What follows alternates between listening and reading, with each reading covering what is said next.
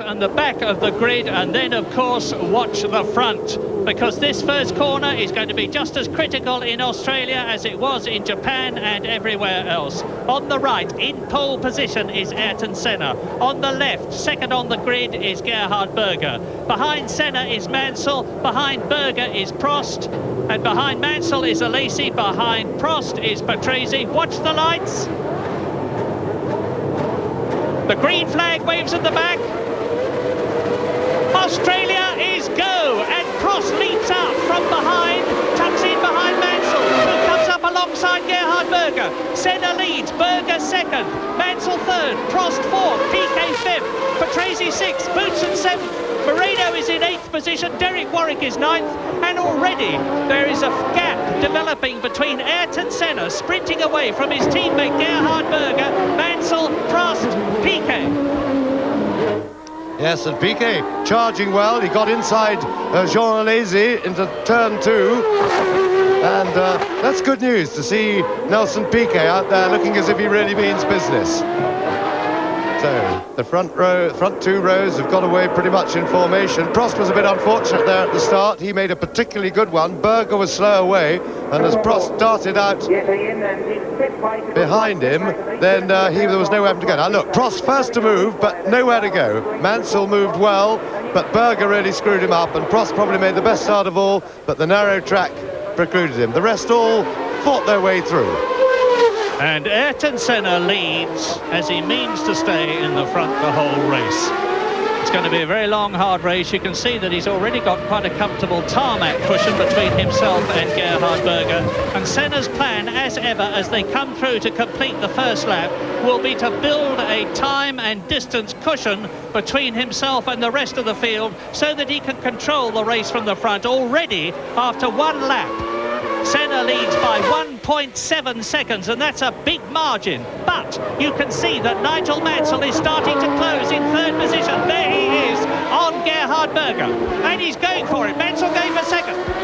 Berger got a problem there. I think it may have been a missed gear. Let's see. Yes, he now seems to be back with proper power. But it may be that Berger's got a problem. Mansell into 2nd place, and he's got work to do now because Senna's got quite a nice handy lead. Now, Prost will be very anxious that Berger has the same problem again. It's a lot easier to pass him that way. And Berger's holding him up. Prost is tucked up underneath his rear wing. Mansell is the challenge for Senna, and we are on the 2nd lap. Senna leads, Mansell is getting closer as he did to Berger, who is down the field. Now look, here it is, there is Berger 3rd, Prost 4th, Piquet right behind the Ferrari in 5th position, and we're riding with Nigel Mansell now, and that is Ayrton Senna in the Ferrari, the world champion of 1990 in front of Nigel Mansell. Prost and Berger here. You see Mansell ahead, tremendous picture this. Really good view of the back of Berger's car as Alan Prost sees it. And you watch as they go out of the corner with McLaren gets on the power first, and then he streaks away. A tremendous acceleration of these cars, and of course closing up again under braking. And you can see just how bumpy it is in these cars. It's not a particularly bumpy surface if we drove our road cars around it, but these cars are very hard and stiff, and they're going an awful lot quicker. They really shake you around. So Piquet pressing 2 behind Alain Prost, and already a bit of a battle developing for 3rd place as Senna and Mansell have a chance out front to settle down into some sort of a rhythm as they're a little bit on their own at the moment. Lap 3, race order. Senna leads, Mansell 2nd, Berger 3rd, Prost is 4th, and there is Prost with Nelson Piquet right behind him. And Nelson Piquet's car was fastest down the straight this morning. In 6th position is Patrese, Alesi is down in 7th, Boutsen is 8th, Moreno is 9th, and there you saw the Ferrari running wide, but it's Berger still there, and Piquet is ahead of Alain Prost. So the Brazilian has passed the French world champion, and can he do anything about Gerhard Berger? Senna still leads, Mansell 2nd. And I'm really pleased to see what looks like a really business-like drive from Nelson Piquet. And I have to say, could this be anything to do with Roberto Moreno coming into the team? very talented young Brazilian, and he's pushed him in qualifying. He pushed him and then supported him extremely well at Suzuka 2 weeks ago, and maybe this is the little stimulus that Piquet needs to show us what real talent he has got. We are on lap 4 of this 81 race, one-lap race, and Ayrton Senna leads Nigel Mansell by 2.07 seconds. Mansell actually the fastest man on the course on the previous lap, just 0.3 of a second faster than Senna. There's Berger third. See the gap that's developing between Mansell and Berger. Piquet is in 4th position. He's got a gap between himself and Alain Prost, who is in 5th position. Then it's Riccardo Patrese. Now this is racetrack hairpin at the end of the Brabham Straight, and Piquet is really starting to challenge Gerhard Berger in 3rd position. And that's Derek Warwick going well, followed by Ivan Capelli, who is 11th. Pierluigi Martini is 12th, and Johnny Herbert goes through and passes the Brabham of Stefano Modena. Here comes Senna, completing the lap. And Mansell looks definitely closer to me. And certainly is new fastest lap of the race for Nigel Mansell. He's only chipping away at the lead, but it's now under 2 seconds, 1.8 seconds. Nigel Mansell trails Senna and is definitely catching him slowly, gently. And we could expect this. The good news potentially for the race was that the top 4 or 5 cars in the warm-up this morning, the Ferraris and McLarens, were very, very close in their times, in their race setup. And we don't expect it to be easy for anybody to get away. Prost is being pushed down a little. Piquet is really charging. Lap record is held by Gerhard Berger, 1987 in the Turbo Ferrari, 1 minute 20.4. Fastest lap so far, Nigel Mansell, 1 minute 22.02. But of course, they've still got virtually full petrol tanks, and Berger is being harried every inch of the way by the Japanese Grand Prix winner Nelson Piquet in the multi-coloured Benetton. You can see now as they go round the left-hander there, the gap behind Piquet to Alain Prost in 5th position. And Prost is definitely, it seems to be, an unhappy man. Now we are on lap 6, and Senna has marginally pulled away from Nigel Mansell. The gap is back to 2 seconds again. But I am very interested in this Benetton situation. The Benetton team, with the support of Ford with their V8 engine, have honed the package all through the season. They got their award in Japan when the top 4 men fell out, and Nelson Piquet finished first, and Moreno, his teammate, finished in 2nd place. Nelson Piquet has really got his old fire back again. The world champion of 1981, 1983 and 1987. Yes, it's good to see, but one has to say it's not before time, and one must point out that Japan was very much an inherited win. They were blown off the pace by the top runners. First, we lost Prost and Senna at the first corner, but Mansell took up the cudgels and was disappearing into the distance, leading by a long way, and they inherited the win. But if that's what it's needed to get them geared up, because the car has been very good all season, and that was Roberto Moreno going through, Derek Warwick chasing, and I think Moreno, after all, he's a Brazilian, he's young, and he's a real threat to Piquet, and maybe this has helped get Piquet's act into gear. Senna keeping it smooth, and Senna, new fastest lap for him, 21.5. The times are beginning to come down, and Mansell, the gap now just over 2 seconds, so they're pretty constant at the moment. It's just going up and down to either side of a couple of seconds, and I'm sure at this stage of the race Mansell will be quite satisfied with that situation. He doesn't really need to challenge Senna yet. This is going to be a race of attrition. He's got brakes to look after. He's got the whole car really with these high curves to look after. And if he wants to do some real charging, there's plenty of time later to make his attacks. So now, fastest part of the circuit, going up to 7th, just gone into 7th gear, and reaching nearly 200 miles an hour, about over 190 on the straight, and now on the brakes. You see Ayrton Senna turn in to racetrack hairpin. Now he will bear left. round the 160 kilometres an hour padded turn. We're with Mansell. That is Senna ahead. The gap is about 2 seconds. It's up to 190 k's here, 240, then down through the gears, hard for the right-hander at Foster's hairpin.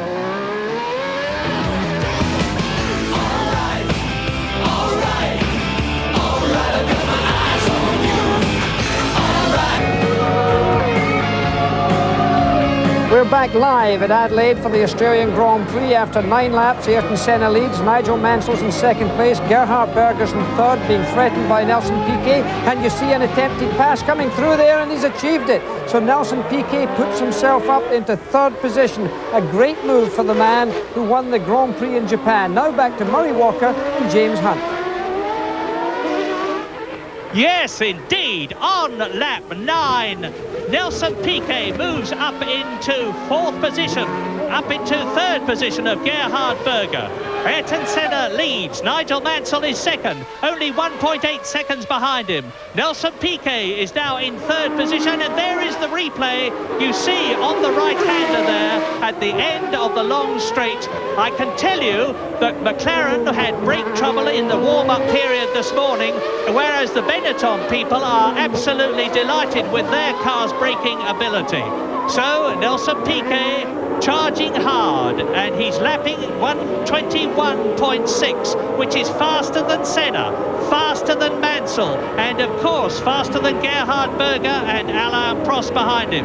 So Nelson Piquet is the fastest man on the circuit now. And he is not only the fastest man on the circuit, he is the oldest man on the circuit. The enormous amount of experience. Nelson Piquet, 21 Grand Prix victories behind him. It's his 187th Grand Prix, and there he goes. Third, Berger fourth, Prost fifth.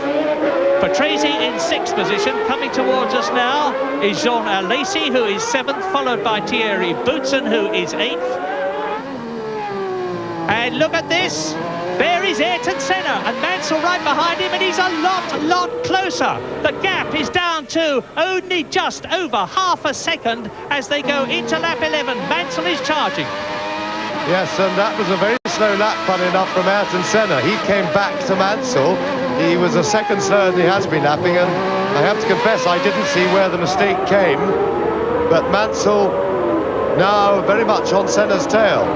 And now Mansell now has to make a decision. Does he want to try and attack now, or is he going to content himself with playing a bit of a waiting game? I personally, in his position, would be satisfied to just follow for the time being.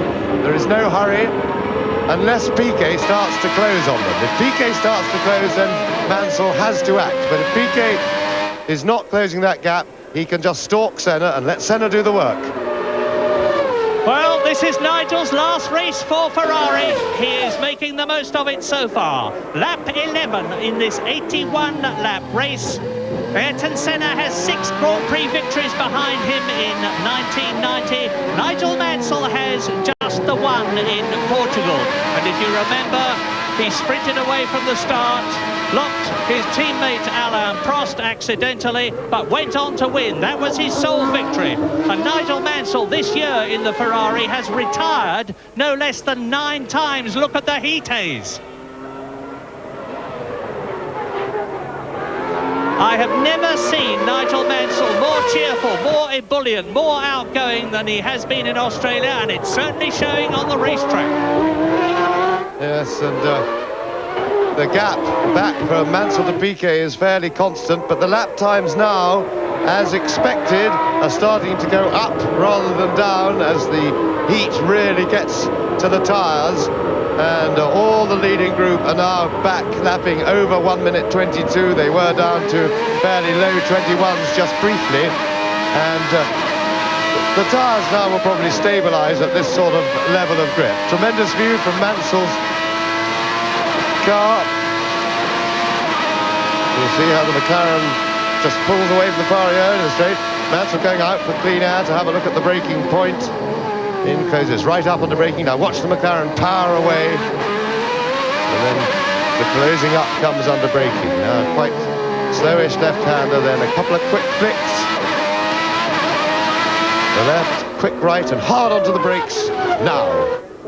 See the flame popping from the Ferrari exhaust there as Mansell gets onto the brakes, and Senna powering away. Now I'm watching the lap times pretty closely, because certainly, yes, and really the tyres now seem to have levelled off in performance. And Piquet is lapping marginally quicker than the leaders. He has reduced that gap. He's now some 3.6 seconds behind Mansell. He's just edging closer slowly towards the leading pair.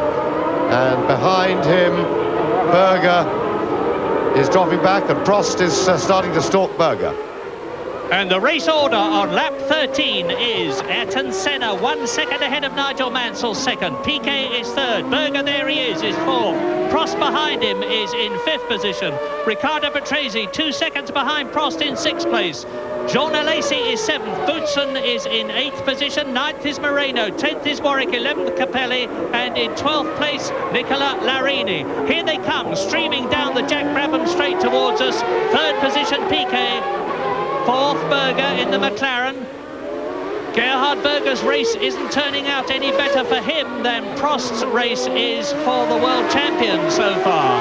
Because Prost is the world champion, don't forget, until after this race has been concluded. And look at the gap now between Nelson Piquet leading and Nelson Piquet in third position and Berger behind him. And still Senna leads Mansell by one second. They are almost identical in lap times, 1:21.83, 1:21.81, and Nelson Piquet's just gone round in 1:21.6. Piquet is lapping faster than the two men ahead of him. He's catching slowly. Yes, he's inching towards them, and Berger is staying very well with Piquet, in fact, but behind them, Prost at last seems to be starting to wake up. He's just put up his fastest lap of the race so far, and he's now holding Berger. He's not actually mounting any apparent attack at the moment, but he is stalking him pretty closely and appears at last, as I say, to be getting his act together. But he's got a lot of work to do to get anywhere near Senna. He's got 4 cars between himself and Ayrton Senna. Thus far, only one retirement. Last year, only 8 finished. And last year, of course, it was flood conditions almost. It was so wet. But 8 is about par for the course for the end of the Australian Grand Prix. So tough and demanding is this circuit. And that is compounded today by the heat. Nigel Mansell is back again under a second behind Ayrton Senna. He's just made the fastest lap of the race, 1:21.553, and that's just a second outside Berger's 87 lap record. Yes, and Berger superseded that. He is a new fastest lap for Berger, only about 2 seconds after Mansell crossed the line while you were reading that off, Murray. And Berger just clipped it by another couple of thousandths. And so the race is speeding up. These tyres seem to have settled with the fuel load coming down, race speeding up a little bit. And I'm glad to say what this means is that the feared serious tyre problems in this race look as if they're not going to happen. Everybody seems to be settled all right, and Mansell really close to Senna again. Now, Mansell will be aware that Piquet is staying with them, as a result of which I would think Mansell may now be contemplating getting stuck in to trying to pass Senna. I wonder, James, if the fact that we know McLaren have had some brake problems and Ferrari seem to be happy is starting to show up already in the race on lap 15 out of 81. I don't think so, Murray. Well, I'll look carefully for that, because basically on the brake problem that McLaren had, I think they needed a bit more ducting yesterday. Well, Senna's just now posted the fastest lap of the race so far himself, so he has responded and he's pulled a little bit away from Mansell. So the battle seems to be hotting up at the front. There's the caption. And on going back to the McLaren brake problem, I think they were running a little bit hot yesterday. Nothing serious. They upped overnight the ducting onto their front brakes. By making them bigger, of course, they got more air into it, and they weren't strong enough. They cracked brake ducts this morning. They beefed them up, and they were reasonably confident that all would be well before the race. And certainly one has to say, and Terry Boutsen has superseded the fastest lap, and that's David Brabham. We are watching for David Brabham in making his debut in an Australian Grand Prix, just being lapped by Ayrton Senna. And he had to fight hard to qualify. David Brabham did well to qualify, but it's going to be a hard learning day for him. And now you're seeing what could be a problem for all the drivers, rather less of a problem for Ayrton Senna, but they're coming up to lap tail enders. Senna has got Gabriele Tarquini in the AGS in front of him, and Tarquini has got in front of him Olivier Griard, who is a notorious blocker. There he is, Olivier Griard, Tarquini, and there's Nigel Mansell. Now, where is Senna? I saw a car flash past, but it's Senna still ahead. Senna's got ahead of the other two. Now Mansell has to. I think Senna split them, yeah. He's split them. He hasn't managed Tarquini yet. But one thing Griard, I mean, he got Tarquini down. Senna is through. But the one thing that the driver really hates when he's coming up to lap back markers is the horrible sight of two back markers having their own personal battle, because they don't look in their mirrors when they're busy fighting with each other. Now, they certainly should, because they've been warned that the leaders, because Senna's already shown them that the leaders are around. But let's see, and of course the straight line speed of the Ferrari, Mansell hopes will carry him past Griard. Will it, will it, will it? He's going to have to be brave on the brakes, and he did it, yes. Well, Mansell, it was not really a contest, and he'll be happy that he was able to make it past them on the straight. That's, of course, the easiest place to do your passing. You saw some real Grand Prix driving there. First of all, Senna, then Nigel Mansell. Boom, boom, past the two in front of them. And now we're coming up to the end of the lap. Senna is approaching the line, now over. And Nigel Mansell is now over. And the gap, which was 2.27, has gone up to 2.7 because Nigel Mansell had more trouble getting past Griard and Tarquini than Senna did. And that is not at all unusual. In fact, it is totally usual. Senna is an amazing man for getting through the field. And now, on lap 18, Senna leads Mansell by 2.7 seconds. Mansell is 2.4 seconds ahead of Piquet. Piquet leads Berger, who is fourth, by 1.2 seconds. Prost is fifth, 6/10 of a second behind Berger. Prost is catching Berger. Patrese is sixth, Alesi is seventh, Boutsen is eighth, Moreno is ninth, Warwick is 10th, Capelli is 11th, and Larini is 12th, as you watch Nigel Mansell, V12 Ferrari. And Mansell's looking good now on a clear lap. He seems to be catching some of the ground he lost to Senna, and I wouldn't be surprised if we see a new fastest lap at the end of this one from Nigel Mansell. And Terry Boutsen currently has done the fastest lap just a couple of laps ago. He's back in 8th place. The leaders, of course, lost the last couple of laps messing around with the slower traffic. And we get a tremendous view the way the onboard cameras have been improved over the years.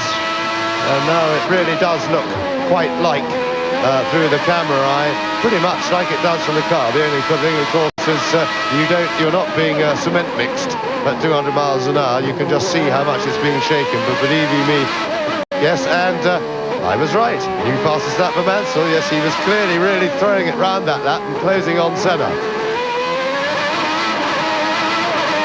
So, tremendous view from Mansell's car.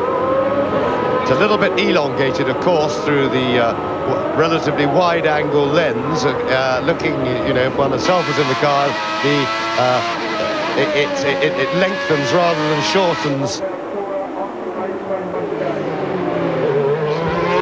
Now we are 19 laps into the Australian Grand Prix, and Senna laps Morbidelli in the Minardi, the young Italian, youngest driver in the race, 22 years old. Now Mansell, and I think actually Mansell has benefited this time.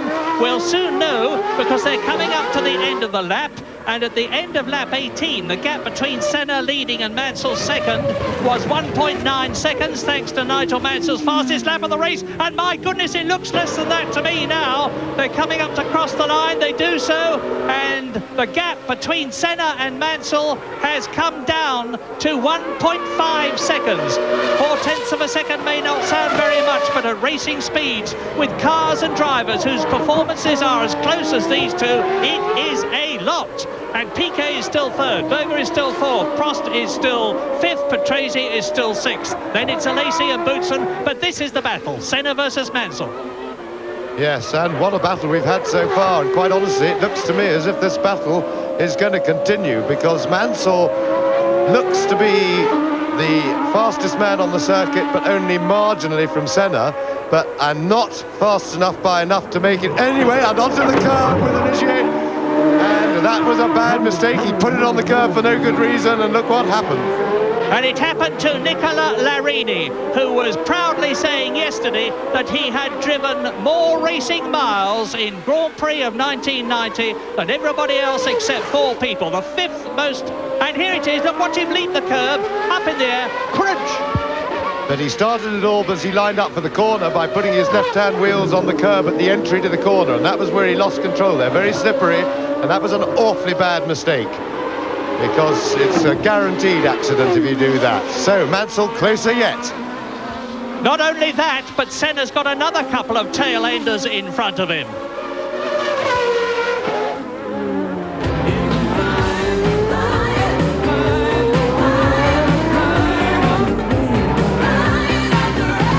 We're back live in Adelaide, and there is loads of action. Since we've been away on our commercial break, Nigel Mansell has closed up severely on Ayrton Senna. Another incident involved David Brabham in one of the Williams cars. Patrice's had a little problem, but look here, David Brabham loses the car in the entrance to the first corner, goes over the curb. It seems that he stalled the engine. It looks very much to me like he stalled the engine. And here is Riccardo Patrese losing it also going into the first corner. Speculation would suggest that there may have been a little oil down there as 2 cars did that. But look at Nigel Mansell now attempting to get through at the end. Oh, and he's a bit wide. He lost a little bit of time there. But Nigel Mansell certainly in contention for this Australian Grand Prix. Let's go back to Murray Walker and James Hunt. And Mansell is now really starting to look for a way past Ayrton Senna. His tactics are absolutely correct. They're in amongst the traffic, and this is the time to press, because he needs, look at, with that acceleration that you see there, with the way the McLaren goes away from him out of each corner, he stretches it until they get on the brakes, from which point he's too far behind. He needs the help of a back marker. Well, in Italy, they call Nigel Mansell Il Leone, and you can see why, the lion. Lion-hearted, and he's going for it, but let us not forget that Ayrton Senna is too resisting enormous pressure, once again demonstrating his superb tactical skill, judging his moments to get past, hopefully in such a way that he can interpose the man he has just passed between himself and Nigel Mansell, and thereby make the Englishman's job more difficult. Coming up to the end of the lap, over the line goes Ayrton Senna. We're into lap 24, the gap which was 0.7 seconds comes down, well, goes up actually to 0.9, but really it's irrelevant, because Mansell is as near as makes no difference with Senna. His problem is going to be getting past. Yes, and this raging battle for the lead has pulled them some 7 seconds clear of Nelson Piquet. That gap, that 9 you see on the caption, is the gap to Ayrton Senna.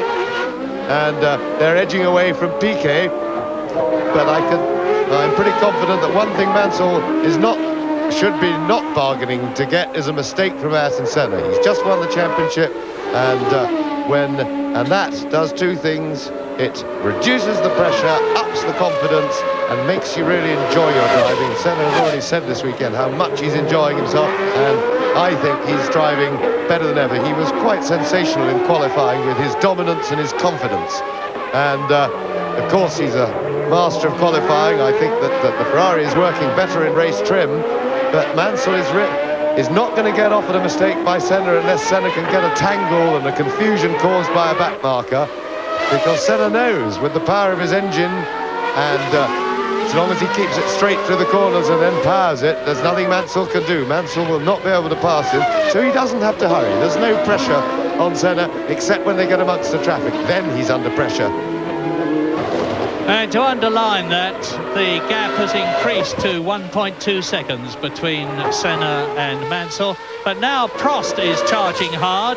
He's lapping in 1:22.5. but Berger was marginally quicker than him. And it's still Piquet 8 seconds behind Mansell, 3.8 seconds ahead of Berger, who is fourth. And Berger is 2 seconds ahead of Prost, or was, and that's one of the Dalaras retiring, and it looked like indeed it was Andrea de Cesaris. So now we have 3 retirements, and we're on lap 25 out of 81. They are Aguri Suzuki in the Lola Larousse, as you watch Senna and Mansell. David Brabham sadly has gone out of his own Grand Prix on lap 19, and there was the 3rd retirement you just heard. Now, Senna. Down to the end of now. They're catching another Ligier. It is that of Nicola Larini, the man that we saw go over the curb and land on all 4 wheels. He's got back on the circuit.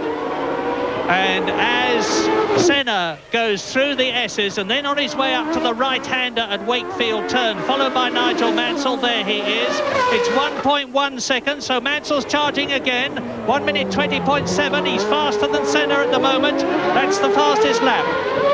168.5 Ks, 104.7 miles an hour for Nigel Mansell, who, by doing that, moves up to Ayrton Senna, but not enough. He's got to be tucked right under the rear wing of the Brazilian's McLaren Honda before he's going to have a chance of pulling out. And even then, it would only be if Senna made a mistake, and you can see the gap yourself. You're with Mansell. Yes, now there is a back marker in front of Senna, and that's really what Mansell's got to wait for, because the problem is you must conserve energy in these cars, and it's a tremendous...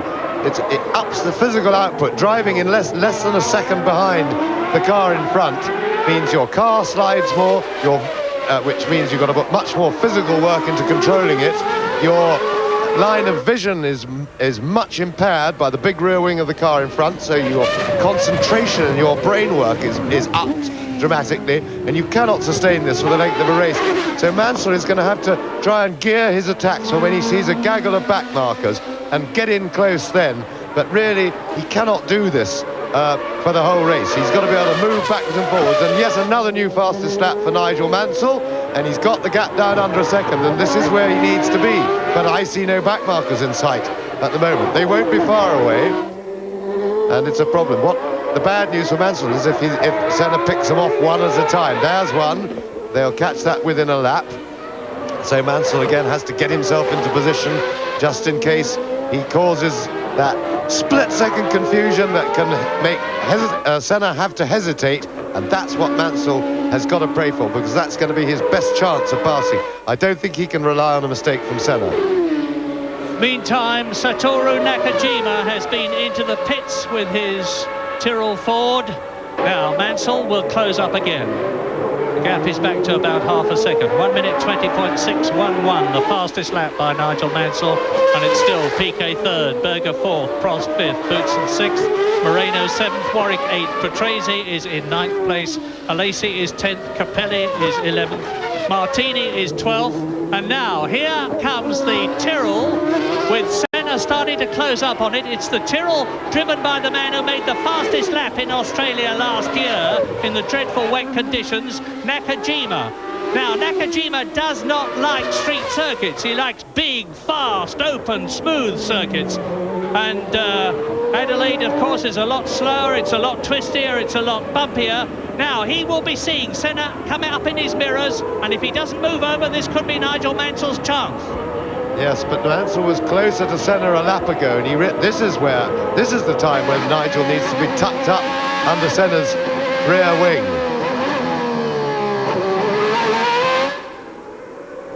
And he's not close enough to pounce on any hesitation that Nakajima might cause. Nakajima's a fairly responsible, very experienced driver, and I think he'll see Senna coming. Well, he hasn't waved him through here. There's a little bit of a twist and a turn. It's a chance for Mansell to get close, because there's no real opportunity for him to get past now till the start-finish line. But somehow Mansell just isn't getting onto Senna's tail right now as he was a lap and a half, 2 laps ago. So his tactics for the moment have been back to front a little bit. But Senna may not get Nakajima into turn one, and he's not. Well, this is playing into Mansell's hands. Mansell, come on. You're going to get past him. Oh, and Senna's having to work, and Nakajima's not being any help at all. Now, is he going to do the same thing to Nigel Mansell, or is he going to let Il Leone through? 1.6 seconds was the gap at the end of lap 28. We're on lap 29 now. It's an 81-lap race. Let's see if the blue and white Tyrrell in any way gets in the path of the Ferrari. We're with Nigel Mansell in second position, and yes, of course, there's a race going on behind. Piquet is third, 10 seconds behind Mansell, who closes up to Nakajima to lap him. Berger is 2 seconds behind Piquet, who is third. And this is it now. Watch Mansell zap out. But I think Senna has been able to extend it. No, he hasn't. Look, down into racetrack hairpin. And this is the twisty part of the circuit. The gap was 1.6 seconds at the end of lap 28. We're coming up to the end of lap 29. It looks less than that to me. Nakajima has actually helped Nigel Mansell. Yes, we had a very good view then of how a driver takes a tow. Mansell took us closer and closer under the wing of the Tyrrell, getting right into the hole in the air made by the Tyrrell, and that helps as the effect, if you like, of sucking the Ferrari along, and he gains momentum and then ducks out as late as possible into the wall of air. We also got a good view as they went round to racetrack hairpin, and a mistake by Gugelmin. He locked his left front brake, and that could well have been brake troubles, because we expect a lot of brake troubles. But Maurizio Gugelmin into the sandpit and probably won't be able to get it out of there, and it may well have been caused by some brake trouble. Now, and here we see it again. And you get those wheels running, and all they do is dig in. So, Senna and Mansell back to the battle. Now, it's here that we saw that Mansell's Ferrari, and if you listen to the engine note, goes a bit off the cam, and this is what Ferrari drivers have been complaining about all season. On the tight circuit, it doesn't have good torque and doesn't pick up well from low revs, and particularly when he passed Nakajima and had to get offline, the engine really coughed as he came out. And you watch the Honda engine in the McLaren when they were close together, you watch it from the Mansell Ferrari, from the onboard camera, you will see how smoothly the Honda brings in the power. And certainly on these tight turns, the second gear corners, the Ferrari engine really can't hold a candle to the McLaren, to the Honda. At top speed, the Ferrari engine is all right, but by then the McLaren has already marched away a bit under acceleration, and only when they're up on the full revs can the Ferrari start to hold on. Yeah, the gap is now 2.5 seconds. Senna has gone round in 1 minute 20.6, which is the fastest lap of the race. We have a new 8th place man. Riccardo Patrese has got ahead of Derek Warwick, and the gap between Mansell, who is second, and Piquet, who is third, has extended too. Piquet is now 9 seconds behind Nigel Mansell.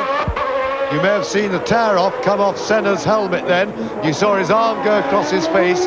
He was pulling the cellophane strips that you have on the visor, across the visor, just to pick up the oil. When it gets too dirty, you simply tear it off, and you've got a clean visor again for a while. You can have several of them on, and they just go around the track. They get blown away by the cars. They're not a problem.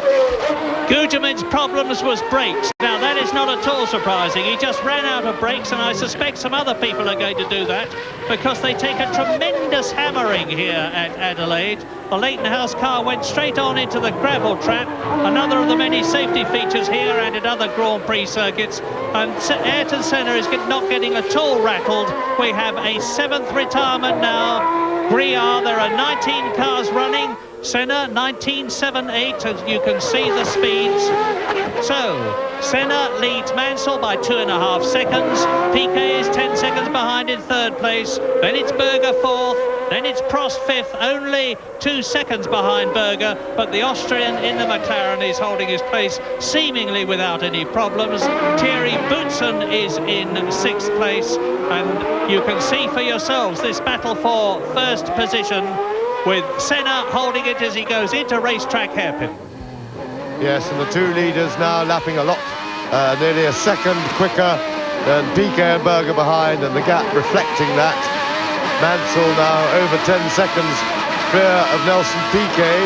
Further down the field, Alesi, who was well up on the grid, but started the race by sort of going backwards through the field, but that may be something to do with the fact that he's running a different type of tyre, has in fact sort of stopped the rot and has come back past Eric Warwick into 9th place now. Meanwhile, Mansell has now broken the lap record, and I think we're going to see a trading of lap records by Senna and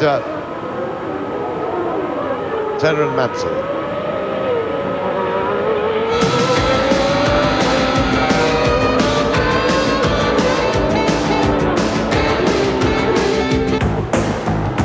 We're back live in Adelaide for the continuing coverage of the Grand Prix of Australia by Channel 9's Wide World of Sports. You can see there that Senna is still leading, Mansell is second, Piquet third, Berger fourth, Prost fifth, and Terry Boutsen is in 6th position.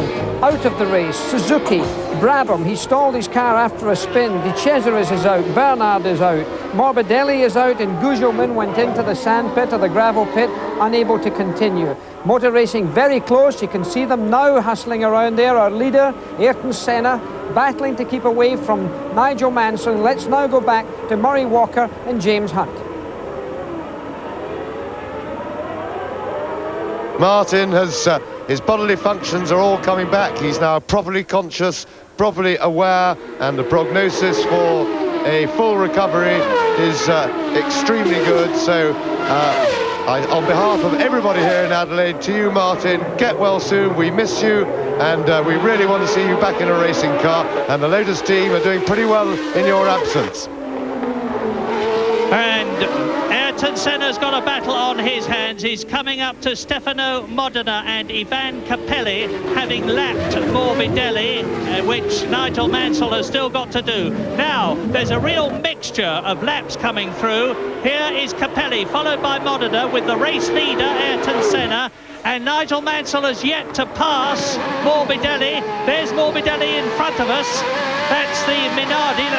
And 22-year-old Gianni Morbidelli, ex-Formula 3000 driver. He's passed by Nigel Mansell, who's now got to catch and pass Stefano Modena.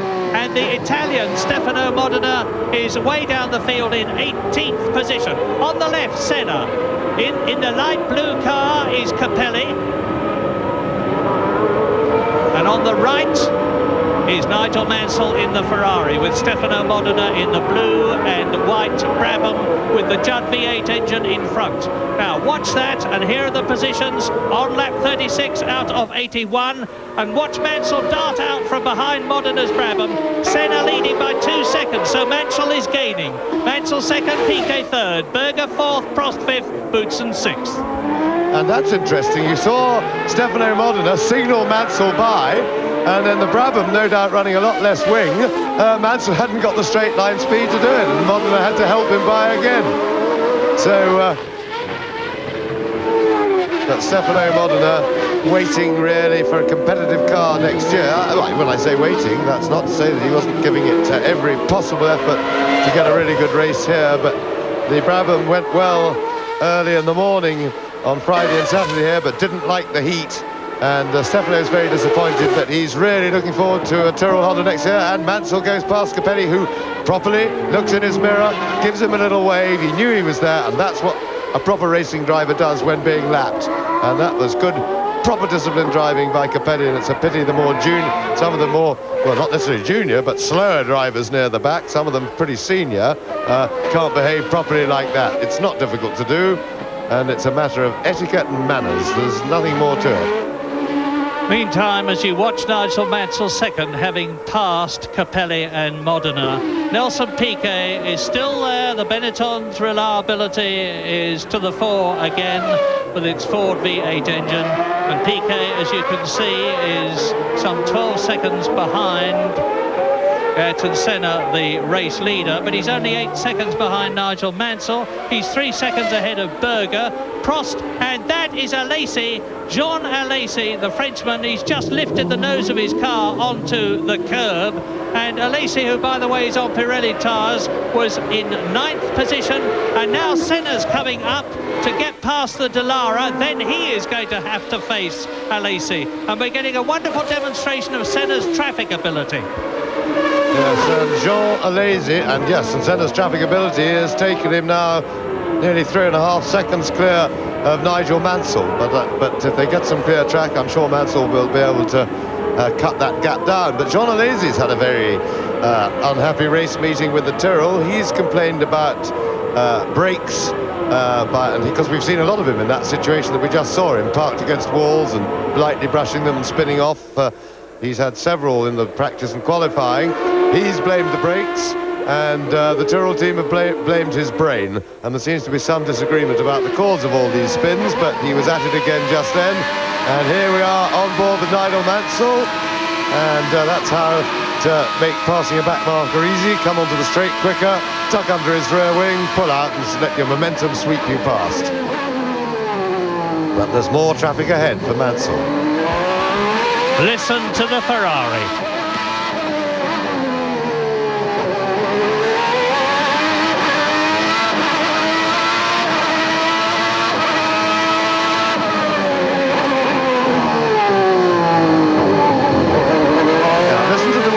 Engine struggles to pick up from low down and is not as clean as the Honda through the slow corners, through that one and through racecourse hairpin at the end of the main straight. And Mansell will want to get past that Dallara, but that's his point, under braking, and he's made it through. See the flame on the overrun from the exhaust.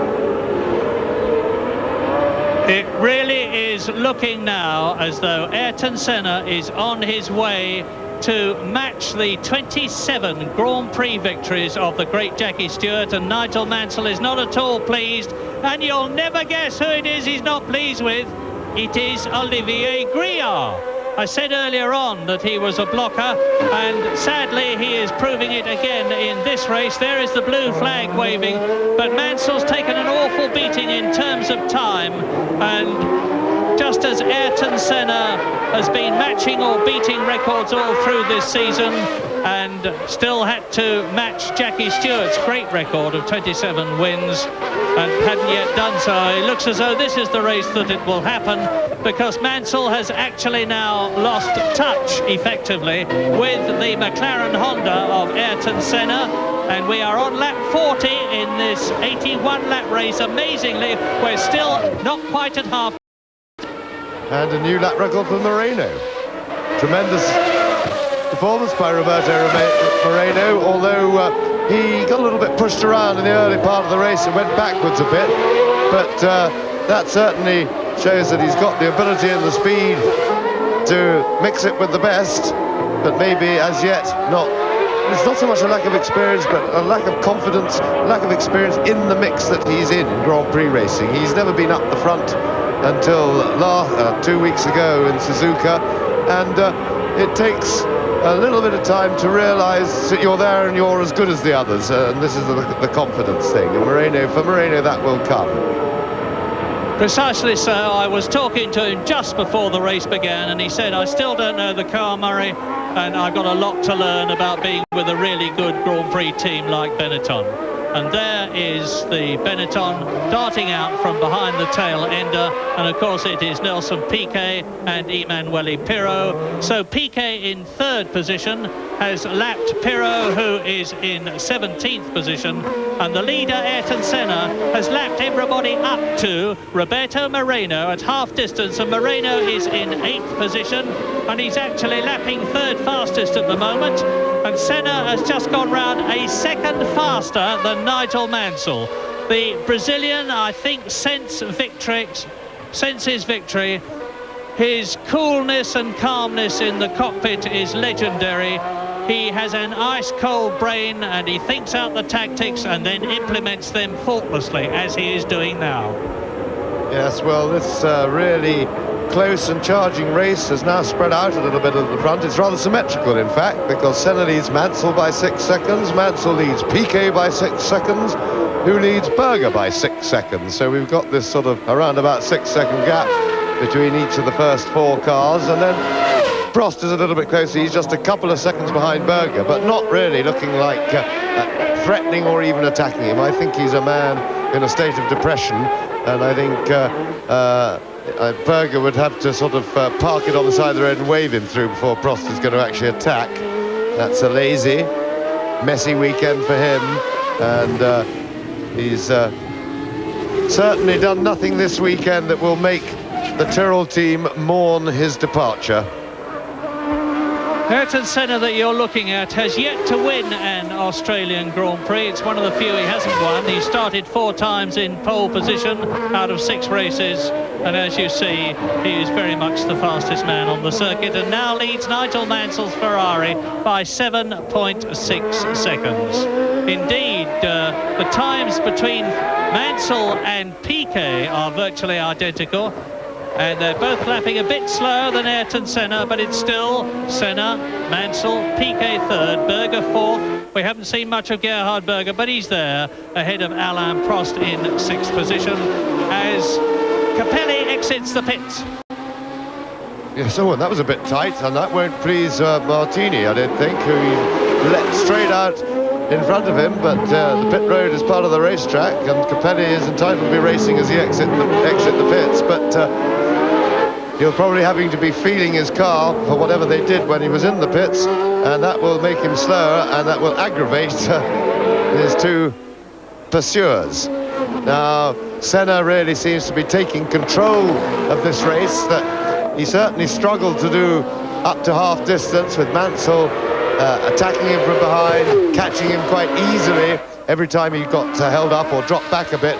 But now I think I get the feeling that the McLaren was not working that well on full tanks, but the combination of Senna in a McLaren with less than half a tank full of fuel is beginning to look as it did on Friday and Saturday here, and that was in a class of its own, this driver-car combination, and that says a lot for Senna, because Berger does not make the McLaren look so anything like as sensationally good compared to the others. I think Senna now is really starting to stamp his authority in this race, and it looks to me as if Mansell's beginning to run out of any idea to respond. The lightning of the fuel, though, it seems to have suited the McLaren better than the Ferrari. On the other hand, Alain Prost, who is 5th, is now catching 4th place man Gerhard Berger.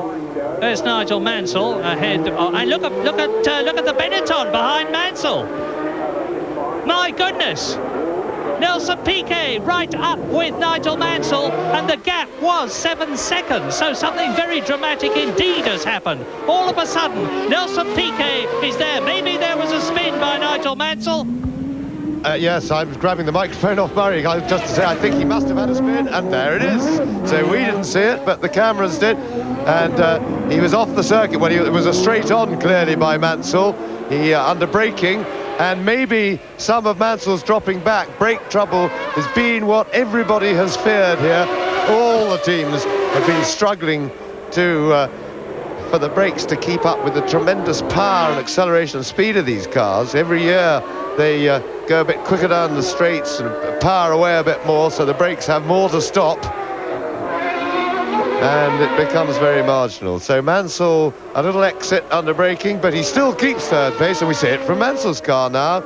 And now you watch him spin turn it, because it's a straight on. Now boot it, spin it round, that's it, that was a spin turn, and away he goes. There are the big back marks he left, and so he lost only about 5 seconds, because Piquet was 7 behind, and he just got away before.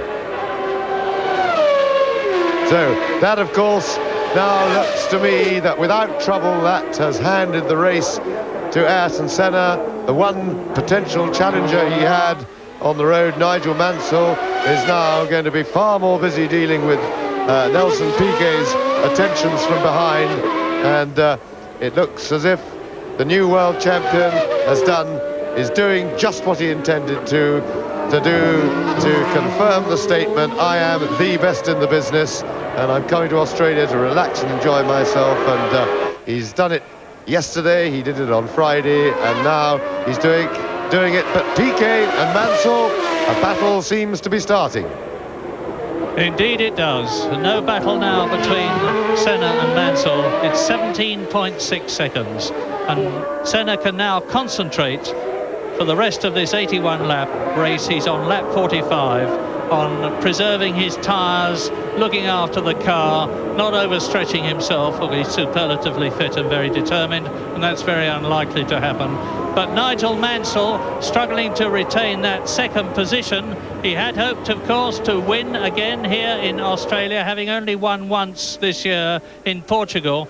But Nelson Piquet is underlining his comeback in 1990, a win in Japan and a second place in Canada. He's fourth in the championship, and now he's almost second in the race because Nigel Mansell missed something there, missed a gear maybe, but whatever.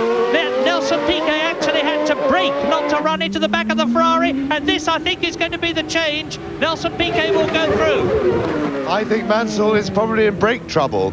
And then, of course, he's got the pickup problem out of that corner where Piquet got very close. And he's going to have to be braking early. Well, he's fighting to keep his place, but I think he's in brake trouble. He's all messy. And he looks like an angry man in the car. He looks very frustrated, does Mansell. But the fact that he's off was a braking error. Well, what a disappointment for Nigel Mansell. Whatever it is, he's clearly in trouble. And he was seesawing away at the steering wheel in frustration then. And Mansell has slowed right down, so he's got something pretty serious. Yes. What a pity for Nigel Mansell, but what good news. Now, here's the replay, and you see Nigel Mansell running wide. Nelson Piquet goes through on superior braking. Mansell has to drop back. That's the S's, and you can see now the gap that is extending with Nelson Piquet having moved up into second position, and Berger and Prost closing up on the Ferrari. So it's going to be a real race for third soon. No, this is serious brake problems for Mansell. You saw that his left front locked there, and there's no doubt that Mansell is in what looks to me like almost terminal brake trouble unless he slows right down. And whether that's going to take him out of the points, I think he may well be headed for the pits, and he's waving to his pit, but he can talk to him about it on the radio. Now look at this. This is the brake problem. The left front was grabbing. It makes me think that the right front may not have been working, and the car is really all over the place. And worse still, with brake trouble like that, it behaves very unpredictably, and Prost is now attacking, and we'll hope that Mansell may confuse Berger. And maybe that Ferrari have radioed Mansell at least to stay out to help Prost until they're passed. And of course, Ayrton Senna's pulling away all the time. 20 seconds now is the gap between Senna leading, Mansell second. But Gerhard Berger's got a major problem. He's got Nigel Mansell in his sights, so he's going for second position. But he can see Alain Prost big in his mirrors, and he knows that the Frenchman in the Ferrari has got the legs of him. He's closed up a lot on the McLaren. So it is Ferrari second, Mansell, McLaren third, Berger, Ferrari fourth, Alain Prost. Berger has a look at Nigel Mansell to go through into second position. Mansell closes the door, and that has allowed not just Berger to close up on Mansell, but Prost to get into a passing situation against Gerhard Berger. And now Ayrton Senna is on lap 48, second, third, fourth together. Berger has a look now, but he has to anchor up a lot, and that messes him up. But Prost, who's ready to come by, has nowhere to go. And Mansell, not surprisingly, into the pits, but this will be... Yeah, tyres, I don't think changing tyres is going to do it. I'm really certain that it's brakes, but of course you can't do anything about the brakes during the race. They are at something like 400 degrees centigrade. They're a little bit difficult to sort of work on. So Nigel Mansell out after a 7.7 second stop, and that means to say that Berger behind Piquet in third position, Prost in fourth place. Nigel Mansell has rejoined in fifth position ahead of Thierry Boutsen, and Senna has lapped everybody up to Boutsen, who is in sixth position. So now you're looking at Gerhard Berger's McLaren Honda and the Ferrari of Alain Prost, who, as you can see, are in third and fourth places, and you can see how close the gap is between them. Now, Prost is lapping, or did lap on the previous lap, by 1/10 of a second slower only.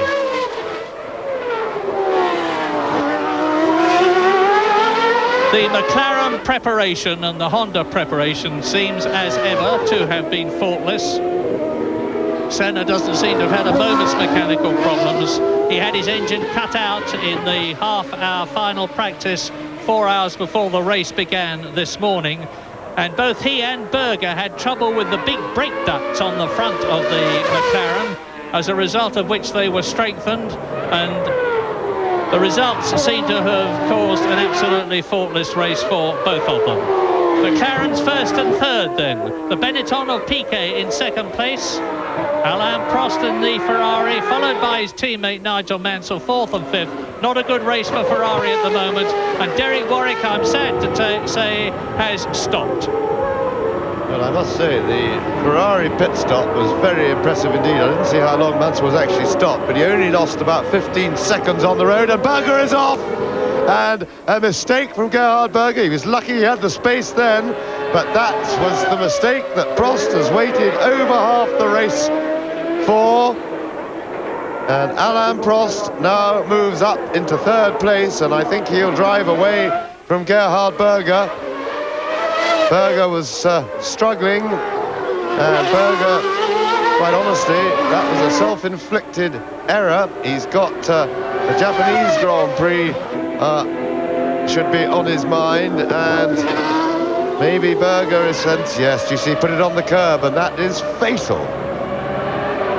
Absolutely guarantees trying to turn into a corner from those big, high, slippery curbs on your outside wheels, the ones that are going to take the load. You really got no chance. So Alain Prost moves up into third position, and mark this, he is 10 seconds behind Nelson Piquet in second place, who is 19 seconds behind Senna. Well, I was going on about brake trouble for Mansell, but a new set of tyres seems to have done him no harm at all. He is currently the quickest car on the circuit. And he is, at the moment, 8 seconds behind Gerhard Berger, and lapping quickly. So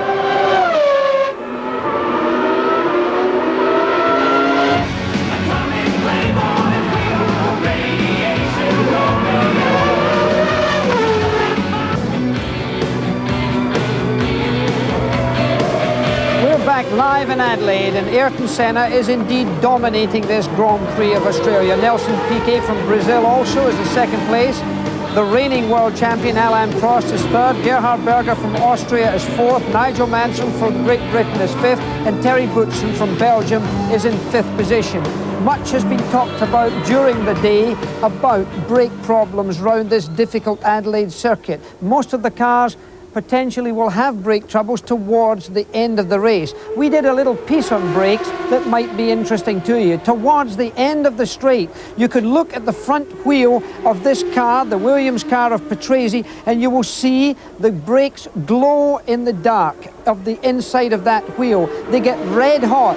The brake discs themselves are made of composite carbon fibre. Just look inside there. Look at the flame. There in the car of Moreno is the bright red of the disc brake. Now, can you imagine the temperatures that are being generated there? In excess of 400 degrees. And here's the McLaren. Let's look and see if Senna's brakes get red hot. And indeed they do. Again, the great glow of that red hot friction between the brake pad and the brake disc. Now, there are 7 cars out of this Grand Prix of Australia. They've dropped out, and it's quite interesting, a little bit of trivia, but good information supplied by our research here. Only the Dutch Grand Prix in 1961, where it's the only Grand Prix in 40 years where the complete field finished the race. There were only 15 starters, but they did finish the race complete.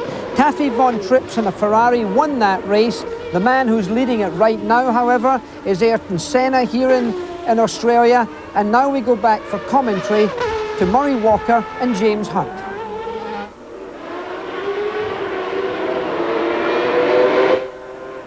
It's Roberto Moreno, who's in 8th place at the moment, and still very much learning what it's like to be in the leading group in the Grand Prix, but I'm quite sure he'll learn fast. And I do hope that Benetton will give him the drive next year, because quite apart from anything else, I can't see that there's any driver around who is available who would do a better job. Certainly I heard rumours that they were muttering about Thierry Boutsen, but they must be completely mad to think that Boutsen's going to be anything like as good as Moreno. Quite apart from the fact it would mean yet another broken contract in Grand Prix racing, because Boutsen has signed already for Ligier next year. I've heard talk that the Benetton team sponsors might not want 2 Brazilians in the team. I can only say to that 2 Brazilians of the magnitude of Nelson Piquet and Roberto Moreno, a very established triple world champion and a really super driver like Roberto Moreno, would do credit to any team. Now, Senna leads Piquet by 27 seconds and is on his 55th lap, with Nigel Mansell slicing through the field and Alain Prost going inside the Ligier. And Senna's way out on his own now. It looks like about a 30-second lead to me. Yes, just going back to the number 2 Benetton seat situation, it is something that never ceases to amaze me in this business, and it's not just the Benetton team who can find this, and it's the lack of understanding by team managers, and very senior ones, of anything to do about how good drivers are. Because for anybody who knows anything about drivers to even contemplate that Boutsen's anything like in the same class as Moreno has got to be just not understand motor racing at all, as far as I'm concerned. Because there's no question that Boutsen is a slow journeyman and Moreno is a talented driver. And Nelson Piquet is 27 seconds behind Senna, but he's keeping clear of Alain Prost. And you see the Ferrari there coming up to the sole AGS in this race. It is that of Gabriele Tarquini, the Italian, driving for the French team. He is in 17th place. And here's a rundown on the places on lap 56. In the lead, of course, is Ayrton Senna. In second place is Piquet. Third is Prost. Fourth is Gerhard Berger. Fifth is Nigel Mansell. Sixth is Boutsen. Seventh is Patrese. Eighth is Roberto Moreno, who has actually been lapped. Jean Alesi is in ninth position. Johnny Herbert is 10th. Nakajima is in 11th place. Martini is 12th. Then behind Martini in 13th place, Nicola Larini, who has been lapped twice, as has his teammate Philippe Alliot, who is 14th. 15th is Emanuele Pirro. 16th is Stefano Modena, who has been lapped 3 times, as has Gabriele Tarquini, who you just saw Prost passing. Tarquini in 17th place. Just for the record, Griard is still running 5 laps adrift in 18th place, but Capelli, who was 19th, is out. And the fastest lap thus far was on lap 50 by Ayrton Senna, 1 minute 19.302 seconds, which is a full second inside the previous lap record held by his now teammate Gerhard Berger, who was driving for Ferrari at the time. But things are hopping up, because you see there, now there is the Ligier headed by Tarquini. That is Gerhard Berger in the red and white car, and there's got to be some passing now,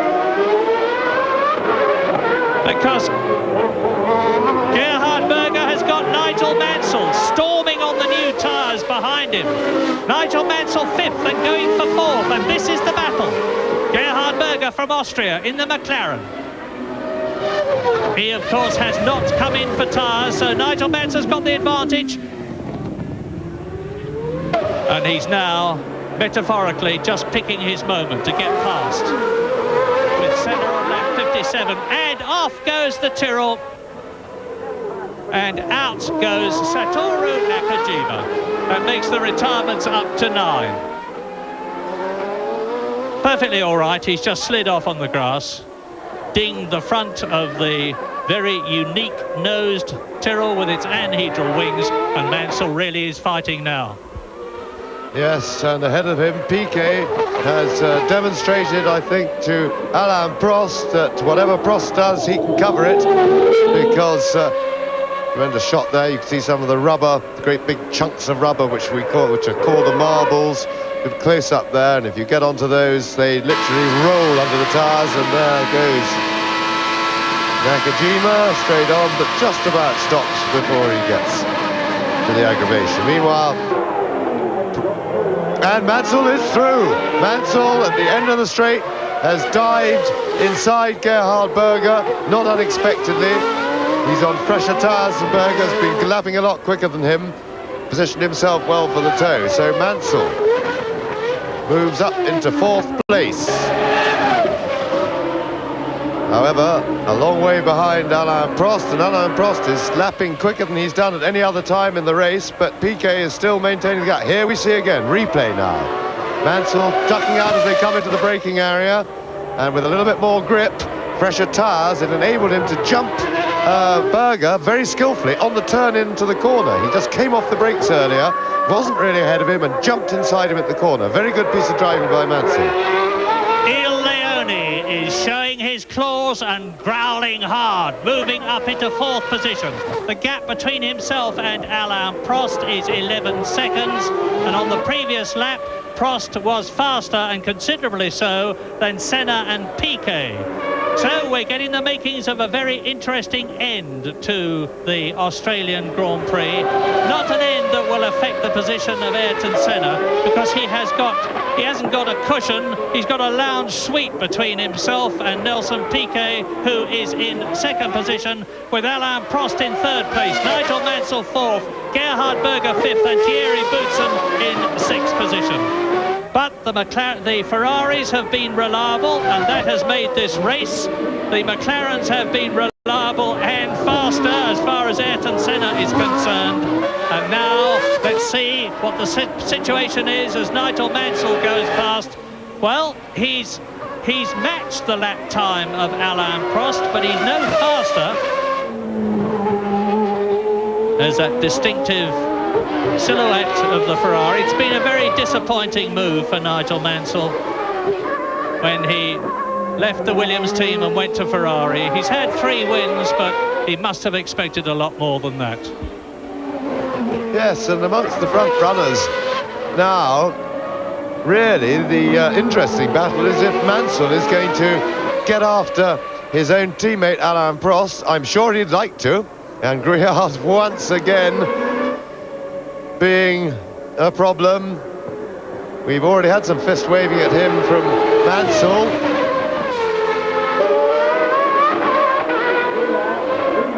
And Mansell is no fan of Olivier Grouillard, and Berger got in front of him and gave him a little bit of a brake test, and quite right too, because Grouillard has no business in Grand Prix racing if he can't look in his mirrors. He's not racing anybody else. He's 5 laps behind the field. He has no reason to go around interfering with the people who have got a serious motor race on their hands. It's absolutely disgraceful, this sort of stuff.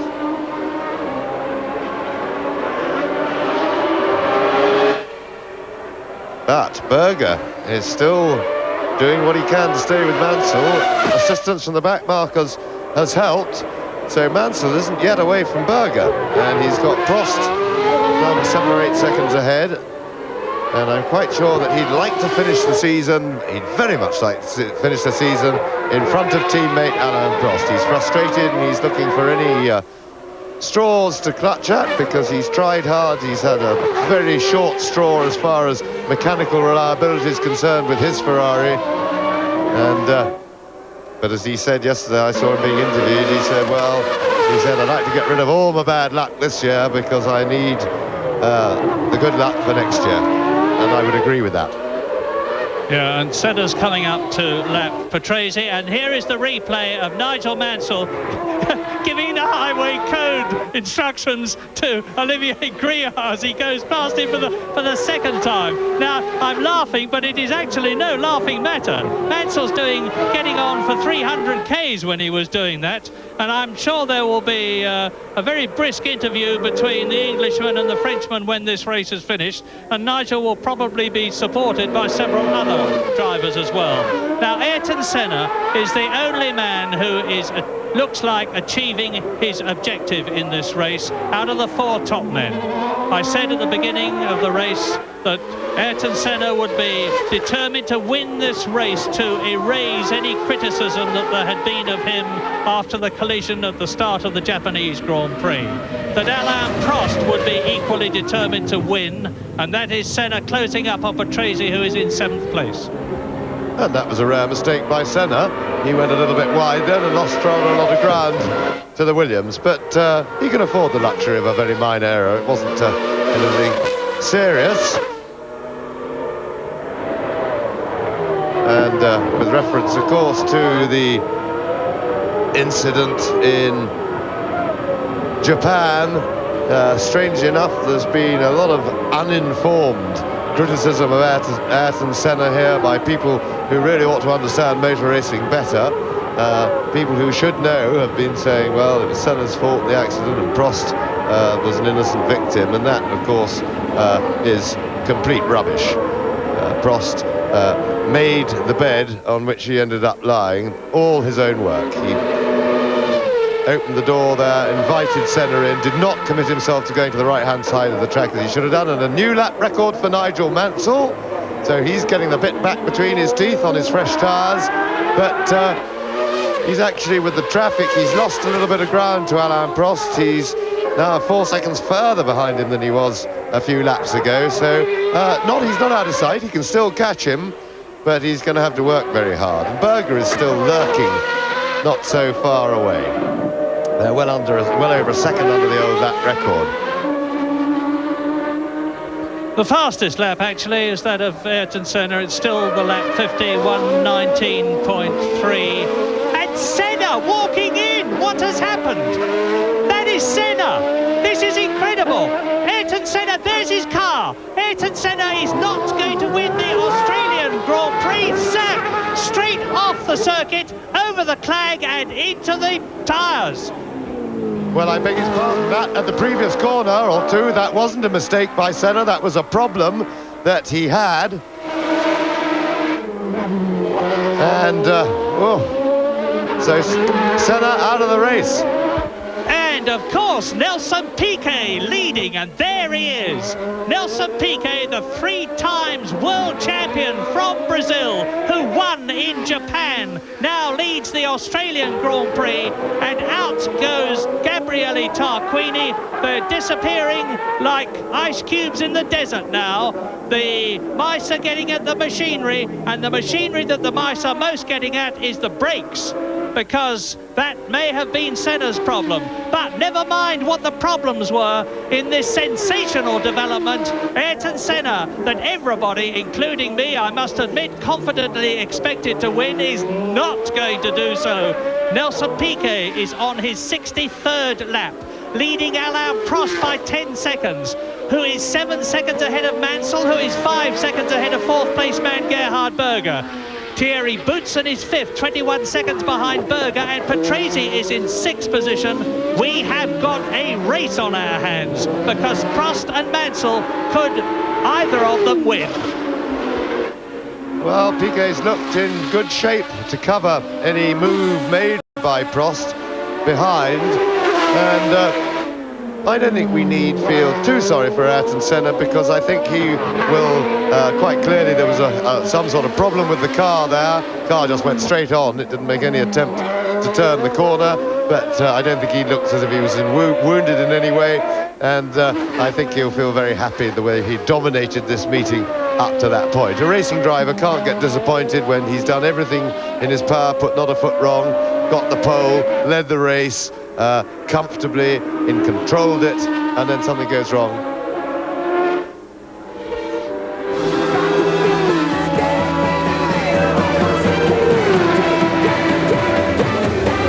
Going straight off, it was either very much a brake failure, I would have thought, just a fading of the brakes. It could have been a suspension failure. The only other thing it could have been is Ayrton Senna perhaps is suffering from heat exhaustion. When he got out of his car, he did go behind the wall and he did sit down, so he could be fatigued by dehydration.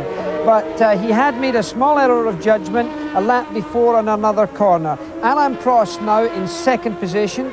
and that's the car you're looking at right now. The race is now being led by Nelson Piquet. Let's go back to Murray Walker and James Hunt.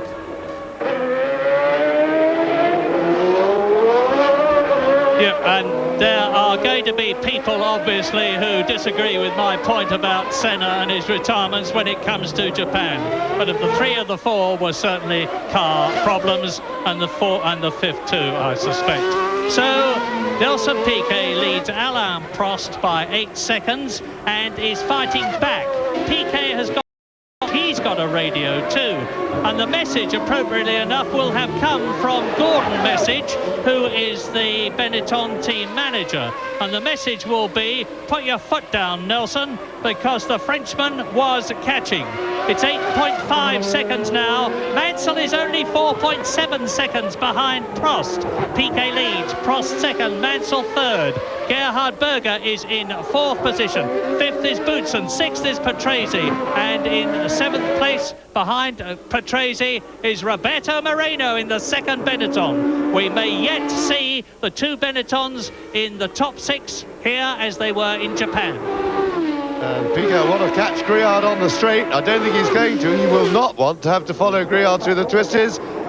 Oh, big relief for Nelson Piquet. He's just managed to nip through, because of course you can't control whereabouts on a lap you're going to catch a back marker, and if you're going to catch Griard, that was the perfect place. He didn't hold him up through the corners, pulled him in on the straight and just nipped through before the twisties. On lap 67 out of 81. Don't leave the room, there's a lot to come yet. And now of course Piquet knows that he may well get a little bit of help from Griard, because he got through him without losing anything, and yet Prost and Mansell have still got to fight their way around Griard, and we know what Mansell thinks about that already this afternoon in 2 encounters. Mansell is now under 3 seconds behind Alain Prost, and he's lapping significantly faster than Nelson Piquet.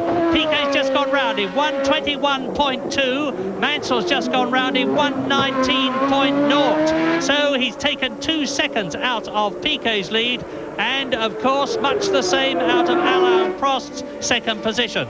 Mansell is the man to watch at the moment in 3rd place. This is Piquet, the leader. Yes, having just done the new lap record at 19.060, his lap he's just completed was 19.069, just 9 thousandths of a second slower. So Mansell is absolutely fired up, right on the limit, and lapping consistently very fast when he has no traffic. Now, Nelson Piquet, a wealth of experience, he's got lots of motivation, he's in the mood to win, and he is going to make himself, I'm sure, very tough to beat. Prost, I think, is a man of little resolve at the moment, and if anybody's going to give Piquet a real challenge, if Mansell can catch and pass Prost, and Mansell is right in there, and Moreno is amongst the traffic being lapped. Yeah, well, let's watch this, because as you can see, Nigel Mansell is within striking distance, not literally, I trust, of his teammate Alain Prost in 2nd position, who is now dropping back.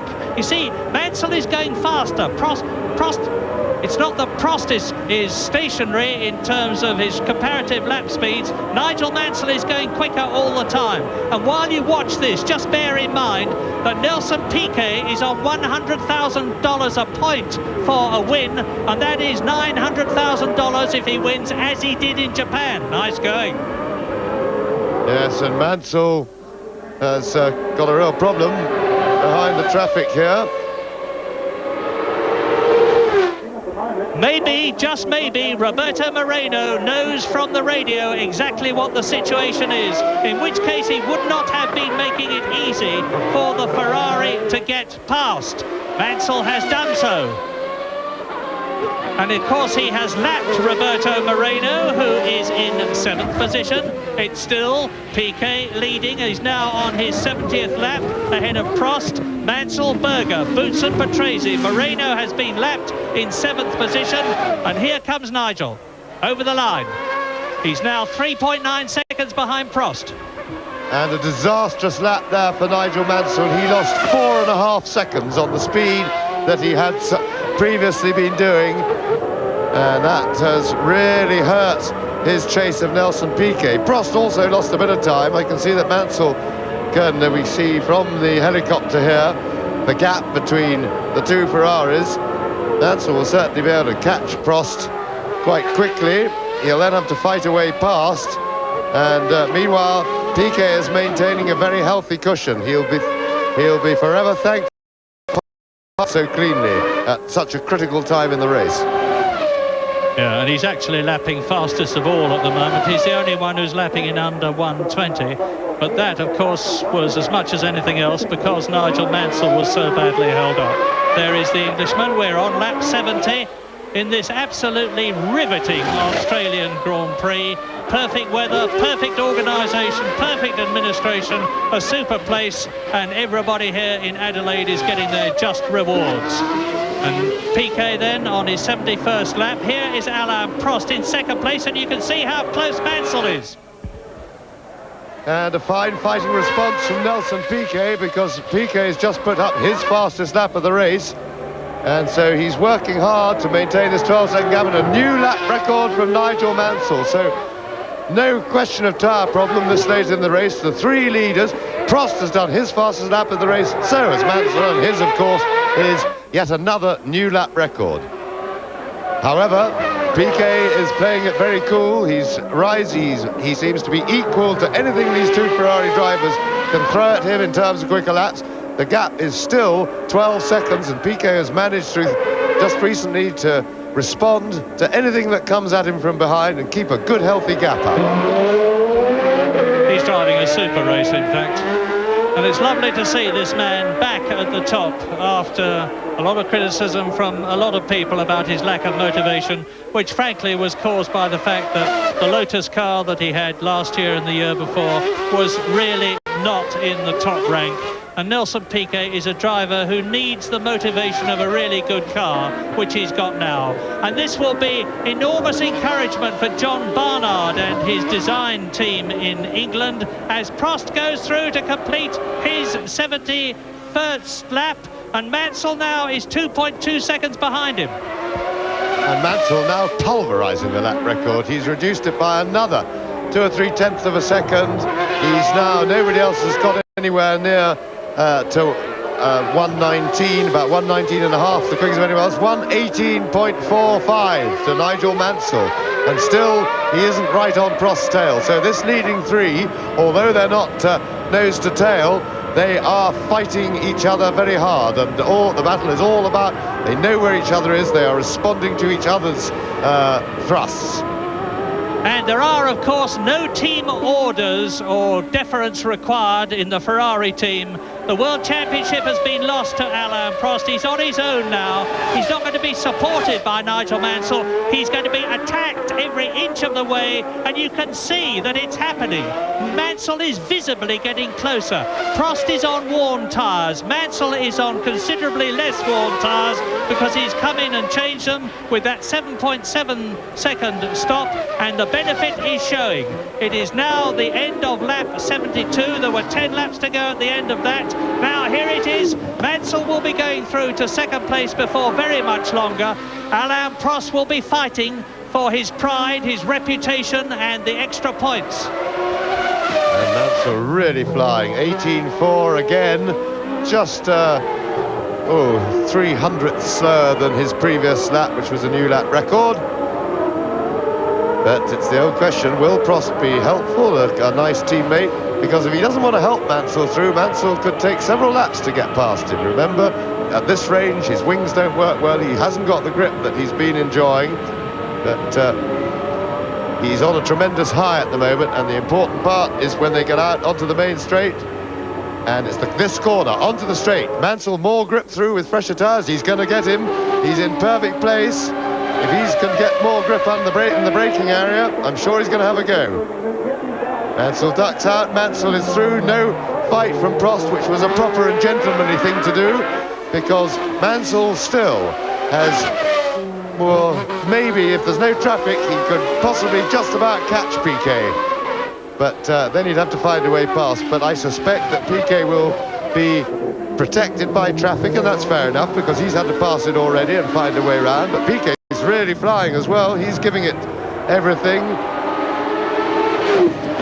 He understands the threat, but he has got an 11-second cushion to Mansell, which in under 10 laps, really, particularly with traffic, there's nothing I think that Mansell can do. Here, this was a classic manoeuvre. Prost did not fight Mansell, and you don't fight the inevitable. That was sensible driving by Prost. Let Nigel get up there and have a go. And that he'll do, but I don't think he can catch Nelson Piquet. Piquet, far too experienced. He's... the motivation finally seems to be really back there, and with Piquet's head finally back in working order and his experience and skill, I'm sure he's not going to throw this one away or really give Mansell any real, not give Mansell any real chance. I remember the Japanese Grand Prix last year. Nannini had settled for a certain second place, and incidentally, I'm glad to say that Alessandro Nannini, like Martin Donnelly, is making progress, and I'm sure that they will both be watching this race. I know Martin is. And Alessandro Nannini last year in Japan had decided to settle for second place when Senna was well ahead of him, and he said he could have gone a lot faster and won the race had he known the problem that Senna had.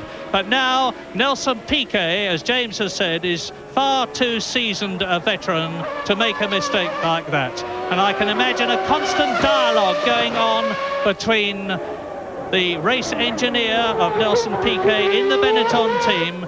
And I was saying that this is a wonderful encouragement for John Barnard and his design team, who, having done Ferrari and done McLaren, are now, they hope, going to do the same for Benetton. Well, if Mansell can stick in a couple of laps down by his lap record, round about 18 and a half. Piquet's got a back marker. That would have taken a bit of time off him. And that was Pierluigi Martini, but he's safely through, which means, and you see Mansell down at the end of the straight there. Mansell, of course, that's a cushion for Piquet to have Martini between them. There's a good chance that Mansell won't be able to just sweep past him without any delay.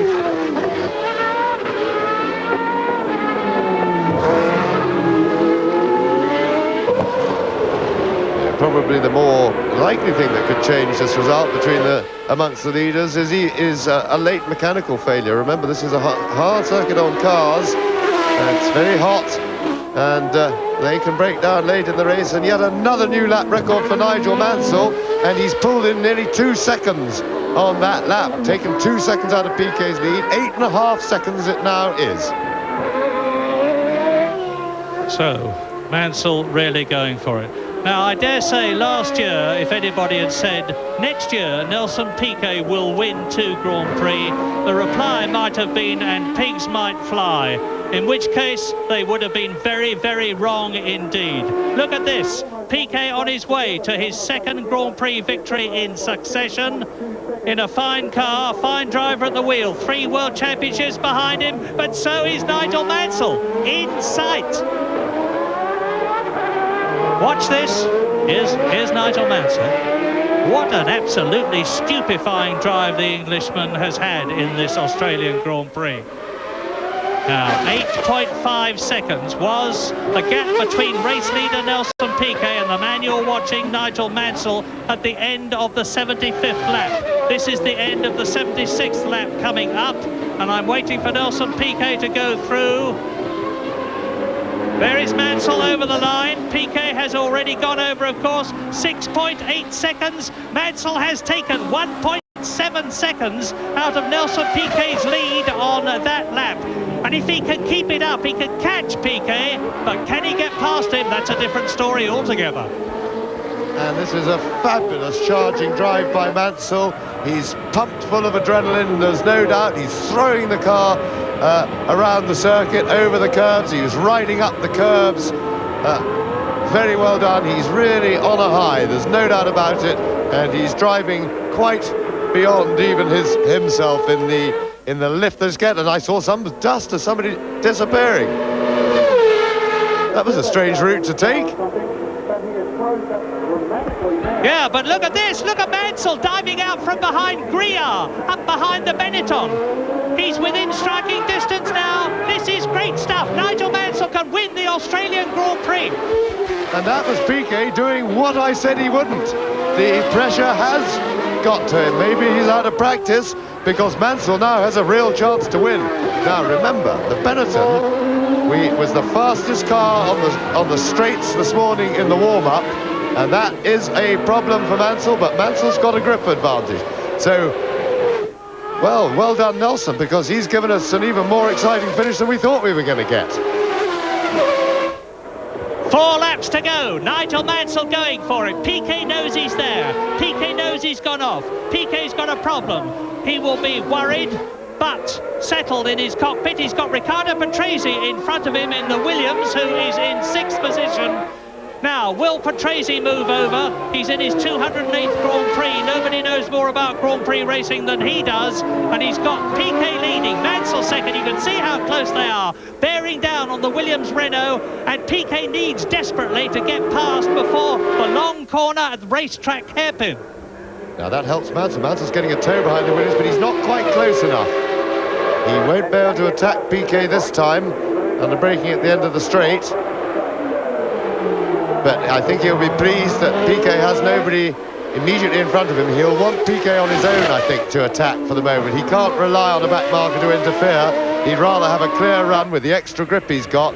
But he is faced with this big problem that the Benetton is quicker on the main straight. Well, now, Piquet, don't forget, on more worn tyres than Nigel Mansell. We're on lap 79. There's this one, and lap 80, and lap 81, and that will be the end of the Australian Grand Prix. But who is going to see that checkered flag first? Well, it's not. And that's Prost. Running very, very wide indeed at Brewery Bend out of Stag Turn on his way down the long straight, approaching it, and Piquet's giving it everything it'll take now. The Benetton with the Ford V8 engine, the Ferrari with the V12 engine, and this is lap 79. Now, down the long straight. This is where the Benetton speed, and they've probably got less downforce on the car than the Ferrari has, with its greater power. This is the long, long drag down to the second gear racetrack hairpin. Now it's from here onwards that Nigel Mansell starts to close. Round Paddock Turn, down to Foster's hairpin, then the short straight up to the S's. Now watch Piquet. And it looks to me as if the turbulence from Piquet's car and maybe the tremendous high of the charge that Mansell put on may have just taken a little bit of an edge off him. He may now really be feeling exhaustion, and he's into the buffeting area, and just when he needed an even greater surge of energy at the end of this race, unfortunately it looks to me as if he just about used up. He must be really drained from that chase and unable to draw on any further reserves. Piquet's responding well and smoothly. His fastest lap of the race, so Piquet is really fighting back despite the mistake. Piquet is showing real fight, and good for him. 1:18.5 Nelson Piquet, lap 79. We're on lap 80 out of 81. 1:18.89 was Nigel Mansell, so he was 3/10 slower than Piquet. This sensational Australian Grand Prix is going right down to the wire, right down to the checkered flag. Racetrack hairpin. Now this is Mansell's gaining area on his newer tyres. But if Nelson Piquet can get through the S's first, and I have little doubt that he will do so, he's then going to have the quick bit at the Jack Brabham straight to consolidate the small lead that he has over Nigel Mansell as they go into the last lap. And this is the last lap. Piquet through the S's. Now sweep left up to Wakefield Turn, the right-hander, 145 k's between, up to East Terrace Bend, the left-hander. 1 second separates Nelson Piquet on the last lap of the Australian Grand Prix and Nigel Mansell. Yes, and two drivers really flying around right on the limit. A marvellous finish to what's been a very exciting race. Big, and a back marker in front. Now, Can this help? And it's Modena, who we know is quick on the straight, but Mansell is not really close enough, but he's going to get a double toe, because those cars side by side give him an even bigger hole in the air, but I don't think he'll do it. And oh, he's having a go. Oh, well, it's no problem, but it means, and he was right, he had to have a go there. He was Piquet will be glad he didn't take him off, because they weren't far from contact, and Mansell was highly committed, but easy second place for Mansell, no problem at all. But here we see it again. Now Mansell takes the opportunity and only just stopped enough to avoid Nelson. So Nelson Piquet wins. Yes, Nelson Piquet wins his 22nd Grand Prix as Glenn Dix waves the checkered flag. And look at the overjoyed Benetton mechanics. Well, Nigel Mansell did his duty for England, Ferrari and himself. He really tried in the last place where he could have got by, but Nelson Piquet, with his experience, managed to hold him off, helped by Stefano Modena, unwittingly of course. And so the Australian Grand Prix of 1990, the last race of the championship year, with Alain Prost coming home, has been won brilliantly by Nelson Piquet in the Benetton Ford, from Nigel Mansell in the Ferrari, Alain Prost in third position, and there are the victors, Piquet and Mansell. They can both be very, very proud of themselves and their driving here in Australia. And once again, the flags of Brazil are flying, but this time not for Ayrton Senna, but for Nelson Piquet.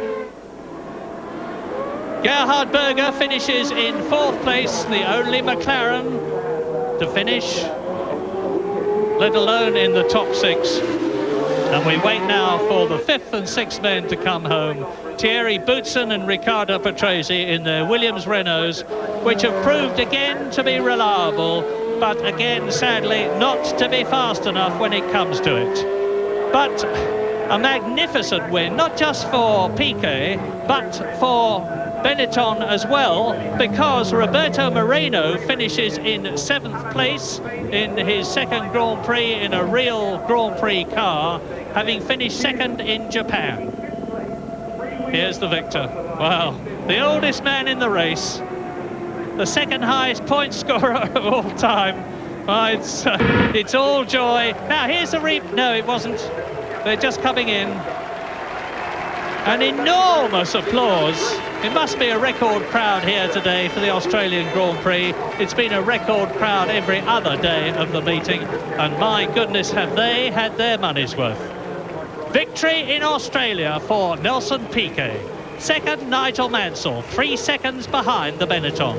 Third, Alain Prost, 2 Ferraris in the top 3. Gerhard Berger fourth, Thierry Boutsen in fifth place, and Riccardo Patrese sixth.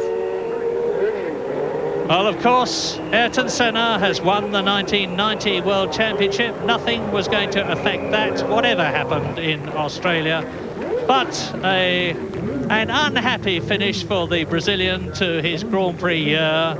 Enormous contention and controversy in Japan, and a very dramatic and violent retirement here in Australia.